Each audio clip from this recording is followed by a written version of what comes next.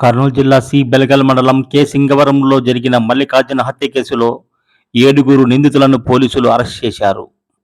Arrest చేసిన 7 నిందితులలో తండ్రితో పాటు 3 కుమారులుండగా 3 సమీప బంధువులున్నారు.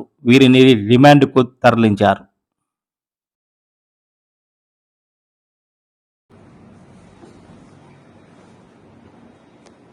జిల్లా ఎస్పీ గారి ఆదేశాల మేరకు మన కర్నూలు డిఎస్పీ శ్రీ బాబుప్రసాద్ సార్ గారి ఆధ్వర్యంలో కోడుమూరు సిఐ గారు మరియు సిబిల్గల్ ఎస్ఐ అయిన నేను ఇటీవల కె సింగవరం గ్రామంలో జరిగిన మర్డర్ కేసులో ఈ దినం సుమారు 4 గంటలకి కోడుమూరు పట్టణంలో పత్తికొండ రోడ్డులో ఆ కేసులో ముద్దాయిలైన 7 అరెస్ట్ చేసి వారి వద్ద నుండి నేరానికి ఉపయోగించిన కత్తులు, ఒక కర్ర, కొన్ని రాళ్ళు, అదేవిధంగా 4 బైకులను సీజ్ చేసి వారిని గౌరవ మేజిస్ట్రేట్ గారి ముందు హాజరుపరచడమైనది.